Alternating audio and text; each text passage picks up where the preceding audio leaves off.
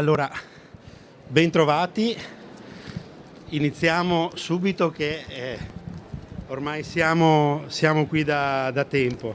Io vi porto i saluti della città, del sindaco Sergio Giordani, che non è potuto essere presente. Saluto i responsabili dei siti UNESCO, saluto il presidente della regione Zaia, Luca Zaia, che abbiamo l'onore di aver qui come ospite e presenziare e sottolineare l'importanza di questo appuntamento. Lo dico con un certo orgoglio, ci fa piacere, non è la prima volta che il VTE viene organizzato a Padova, ma quest'anno ha un sapore particolare per noi perché la città di Padova ha appena ricevuto il secondo riconoscimento UNESCO, quindi siamo tra le poche città al mondo che ha 2 siti UNESCO, il ciclo pittorico del Trecento, quello recentemente attribuito, e il nostro famoso orto botanico. Quindi un riconoscimento per Padova, che è un riconoscimento per tutto il nostro territorio, il nostro Veneto, che è una regione che dal punto di vista del turismo esprime grandi eccellenze. Noi siamo al centro, come dire, di un sistema che va dalla laguna alle Dolomiti, che è sicuramente straordinario. Quindi l'occasione come quella di oggi, lo scambio tra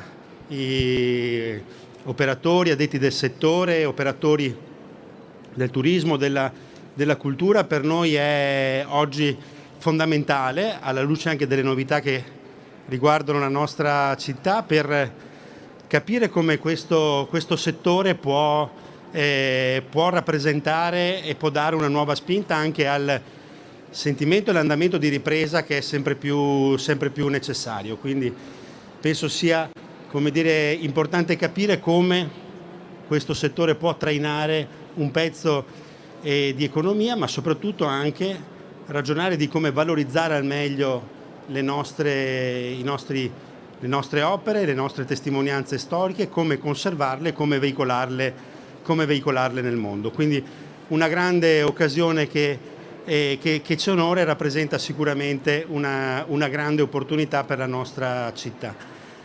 Passeggiando per il centro, forse l'avrete notato anche voi, già lo dicono i nostri operatori commerciali, le botteghe sotto il salone. Nelle ultime settimane abbiamo visto un'esplosione di presenze di turisti stranieri, turisti che cercano un'offerta di carattere culturale. È la scia, l'effetto anche del riconoscimento per Padova a livello mondiale dell'UNESCO. Ecco, sapere come cogliere, sfruttare, valorizzare e amplificare questo elemento è sicuramente un'opportunità che poi si declina e si distribuisce in tanti altri settori della nostra vita sociale e economica del nostro territorio. Quindi grazie e di nuovo, come dire, felicitazioni per questo appuntamento.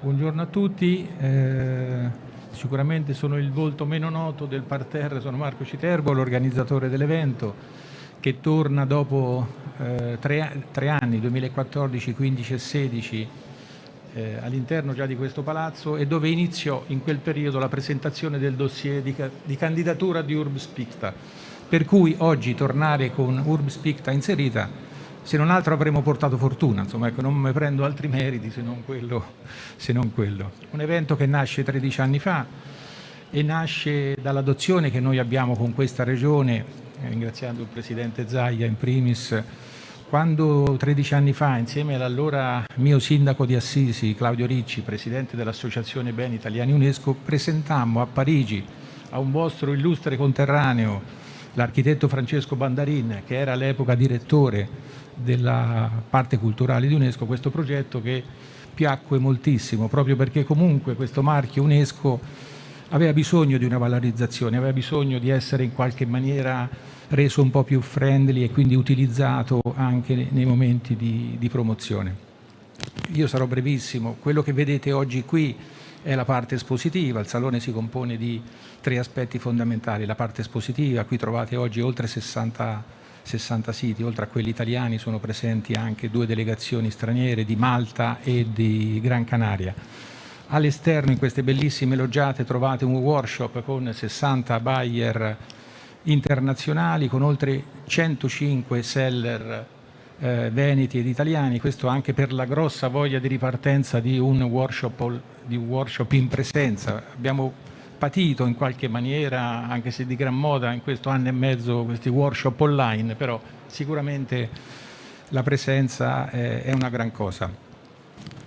L'altro aspetto fondamentale è la parte scientifica, perché durante le 3 giornate un programma estremamente articolato di presentazioni di candidature, tentative list, piani di gestione, quindi diciamo un po' tutto quello che dal punto di vista scientifico viene fatto. Credo, guardo l'assessore Caner, che l'anno prossimo confermeremo la nostra presenza in questa regione. L'anno prossimo sarà una data fondamentale, perché 16 novembre sono 50 anni di UNESCO, per cui veramente l'anno prossimo è un appuntamento internazionale, non soltanto italiano, quindi per quello che può essere legato a questa attività. Termino con i ringraziamenti. Presidente Palmucci di Enit. Enit insieme a noi collabora dalla prima edizione, quindi sono 12 anni nella selezione dei mercati, nell'individuazione dei buyer e operator che portiamo, la regione che ci supporta, il comune che ci ha ospitato, quindi ringraziando tutti e auguro buon lavoro. Grazie.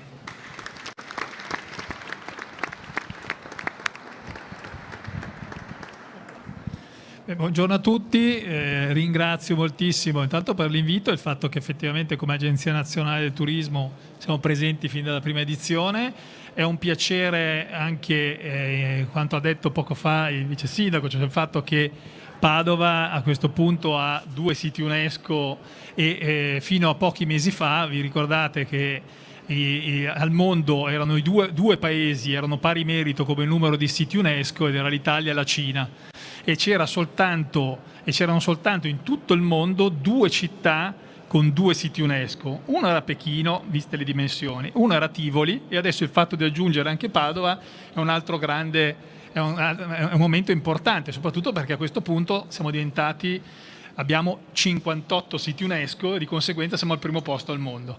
Quindi il fatto di avere 58 siti UNESCO in un momento in cui siamo passati attraverso la pandemia, e speriamo che questa situazione così straordinariamente difficile finisca presto, ma dobbiamo guardare al futuro, e sicuramente il turismo culturale, il turismo legato ai siti UNESCO è uno dei settori, delle aree sulle quali lavorare per promuovere quindi i flussi turistici, ma non soltanto dall'estero ma anche dall'Italia. Per questo noi collaboriamo da sempre con le regioni, quindi con l'assessore Caner lavoriamo molto bene e cerchiamo proprio di cooperare con quelle che sono anche le azioni che possano permettere quella ripresa dei flussi che abbiamo perso dalla fine del 2019. Quello che io credo è che non è cambiato rispetto al 2019 il fatto di voler lavorare su una crescita di un turismo a valore, di guardare soltanto i numeri. Adesso mancano anche i numeri ed è importante che tornino i flussi di turisti anche e soprattutto dai paesi d'oltreoceano, ma bisogna guardare a un turismo di valore, quindi far conoscere il nostro paese, e far conoscere il nostro paese allungando la permanenza media, facendo in modo di destagionalizzare il turismo. E quindi i siti UNESCO sono una delle ragioni per le quali scegliere una destinazione.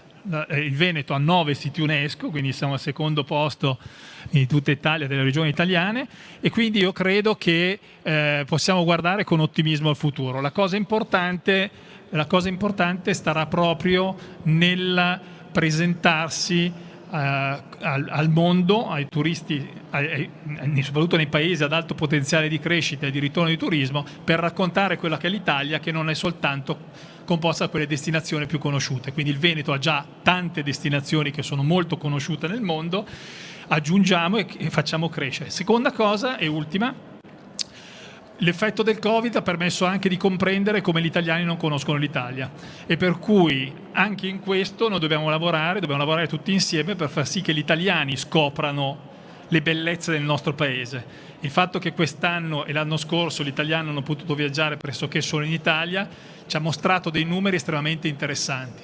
E soprattutto abbiamo partecipato con il ministro Garavaglia, avevo partecipato a un evento anche all'Università Cattolica di Milano, in cui pensate che il 50% degli intervistati in un sondaggio di più di 5.000 italiani, più del 50% non conosceva neanche le 20 regioni italiane. Quindi questo significa che c'è anche molto da fare per far conoscere l'Italia agli italiani. Quindi vi ringrazio della vostra presenza e auguro buon lavoro a tutti. Sì, grazie, buongiorno a tutti. Mi scuso anche per il ritardo, ma non dipendeva da me.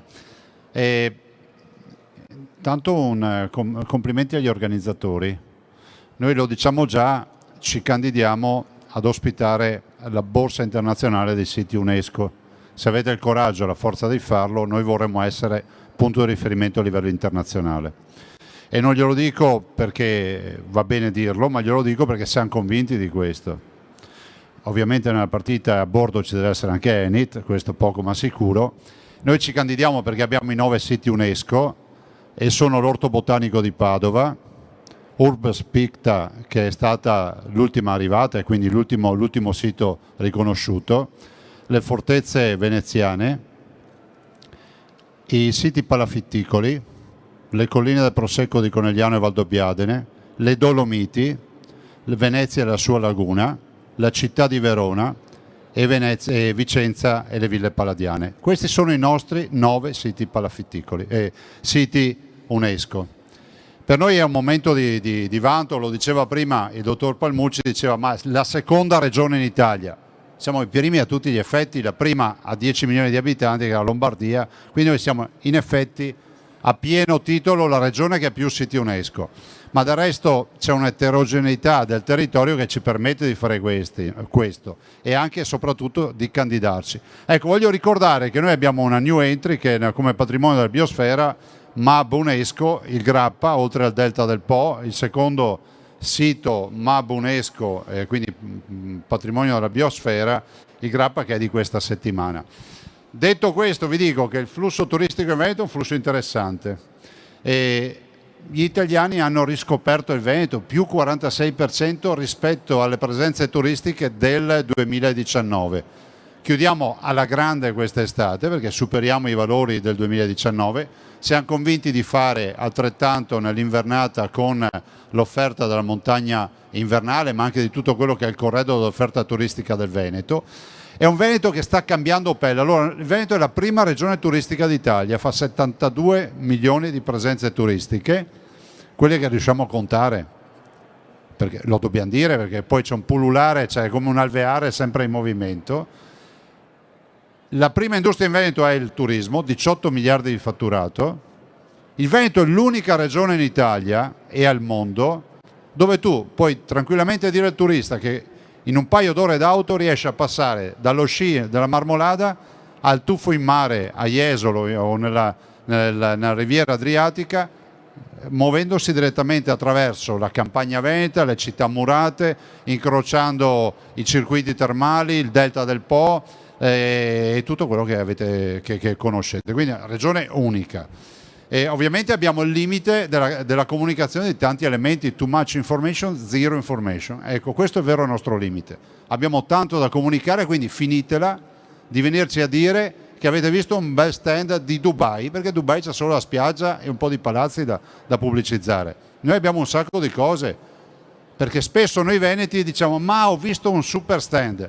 Sì, ma se ci vai con un prodotto turistico unico è inevitabile. Noi quando usciamo siamo un po' come la madre dei gracchi, no? Ecco i nostri gioielli, c'è un pullman pieno. E ringrazio gli operatori turistici perché se non ci fossero bisognerebbe inventarli. Ve lo dico perché la generazione di operatori turistici in Veneto vale circa 50 anni, cioè sono due generazioni.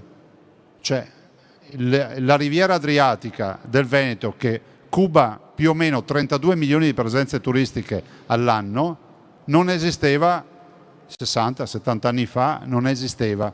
E quindi grazie a questi pionieri che hanno saputo non solo creare un prodotto turistico, ma anche promozionarlo nel mondo. Vi ricordo che il 66,7% dei nostri turisti sono stranieri. Questo è un grande valore, non solo per il Veneto, ma anche per l'Italia. Abbiamo in animo, insomma, ancora qualche colpo in canna con UNESCO, anche se dicono che abbiamo troppi siti UNESCO, però noi abbiamo sicuramente il Valpolicella con le sue colline, che per noi è un obiettivo, la pesciera di Bolca, è l'unico sito, io ne ho già parlato a Parigi, noi siamo in grado di presentare un sito di reperti fossili che è unico al mondo, cioè noi abbiamo i fossili dei coccodrilli, delle razze, delle palme, non so se lo sapete, siamo in Lessinia, c'è un museo, c'è una cava e addirittura si portano 5.000 bambini ogni anno ai quali viene consegnato un martellino e vanno nella cava a rompere i sassi e si ritrovano i pesciolini, quindi è una roba unica nel suo genere. E poi anche altre attività che stiamo facendo, noi crediamo moltissimo in questo riconoscimento internazionale, vogliamo investire su questo e si è detto bene prima, forse lo diceva sempre Palmucci, dottor Palmucci, il tema vero è che siamo oggetto di un turismo sempre meno disattento e sempre più informato. Guardate, io vi do un dato che è quello di casa mia. Le colline del Prosecco di Conegliano e Valdobbiadene, sito UNESCO che ci ha permesso quell'anno di guardare ancora dallo specchietto retrovisore i cinesi, perché è stato quel sito che ci ha permesso di dire che siamo ancora primi, voglio ricordarvi solo questo. Ecco, quel sito parte da 250.000 presenze turistiche certificate all'anno e ha una proiezione al 10° anno di 1,5 milioni di presenze turistiche. I turisti che già arrivano, ha ragione il vice sindaco che dice ma si vede già movimento, anche da noi i turisti che arrivano già conoscendo il territorio, a volte in maniera migliore del cittadino di quel territorio, e quindi diventa una sorta di catena di Sant'Antonio, qui a Padova lo si può dire, che fa crescere ancora di più l'offerta turistica, e questo secondo me è veramente importante. Quindi un turismo sempre meno disattento, sempre meno indifferenziato, sempre meno casuale e sempre più orientato, e questo è un grande valore. Ringrazio tutti gli ospiti stranieri che sono qui, so che ci sono delle delegazioni, le Canarie, Malta, il Ghana, se non ho capito male, l'Uganda, per essere qui oggi, e basta, io non ho altro da aggiungere. Grazie e buon lavoro.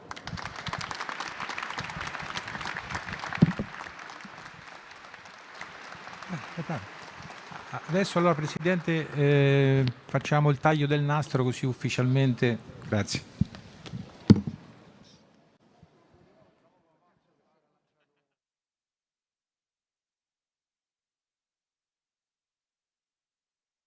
Diventa quasi tangibile in un bicchiere di prosecco immersi tra le colline o in una pizza sfornata all'ombra del Vesuvio. L'odore e il gusto ci riportano nei luoghi in cui sono stati creati e di cui